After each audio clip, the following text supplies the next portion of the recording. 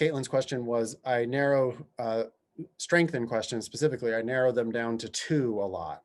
And I have a hard time differentiating between the last 2 answers. Excellent question.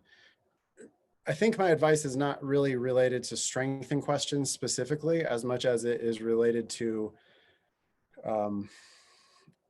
all logical reasoning questions, period.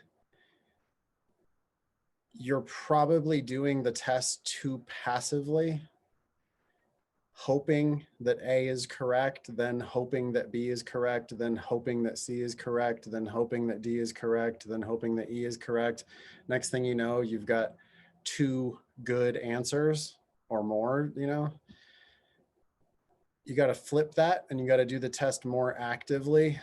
You have to expect A to be wrong. It needs to convince you that it's right. You don't help the answer choice. The answer choice has to stand on its own. Far more frequently, I get through all 5 answers and hate all of them than I get through 5 answers and I think 2 or more of them have a chance. That's because I'm aggressive and active and critical, and I expect answer choices to be wrong. Every answer is wrong, presumptively wrong. What y'all do, especially brand new students, and again, welcome to the LSAT team, but what brand new students tend to do is they try to help answer choices. They read A trying to make it correct. And instead, you need to read A expecting it to be wrong. If you do it that way, you're going to far less often end up in a situation where you think there's 2 good answers. Another way of thinking about it is, or another way of at least getting this point across, is that you should frequently hate all 5. You should be like, that's wrong because this, that's wrong because that, that's wrong because that, that's wrong because whatever, that's wrong because whatever. Oh shit, whoops. Well, one of them does have to be right. And then you have to go through and like sort of double eliminate the ones that you're sure are wrong and then kind of do a process of elimination and narrow it down. But most of the time, you know, A is wrong and most of the time B is wrong. And so you have to let those answers convince you that they're right instead of you hoping for them to be right. Okay, that's like phase 1 of my advice on this question.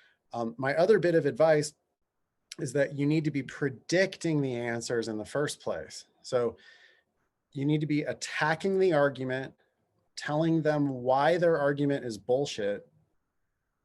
And even though it's a strengthening question, the correct answer very frequently is going to correct for what you have already identified as a weakness in the argument. This is, by the way, why we don't read the question stem first. I have a inkling that you might be reading the question stem first. If you are, that's a terrible strategy and that's probably causing your problem here.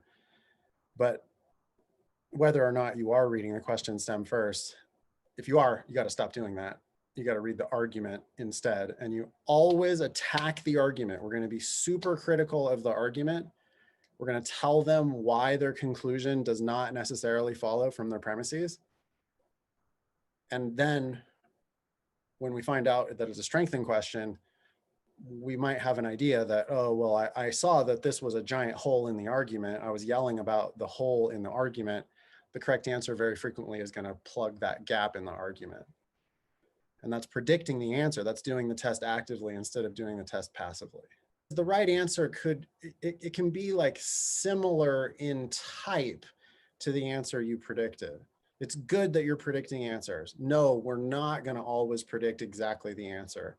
You'll see me probably tonight, you'll see me make a prediction and that will not be the right answer. Nonetheless, I'm tuned in to what the right type of answer would be. Like I'm going to predict something that would be a good answer if it were there. But if it's not there, that's fine. There's lots of different ways that we could strengthen an argument. There's lots of different ways that we could weaken an argument. There are certain question types, though, where I'm going to be a little bit stickier on my prediction. Sufficient assumption questions.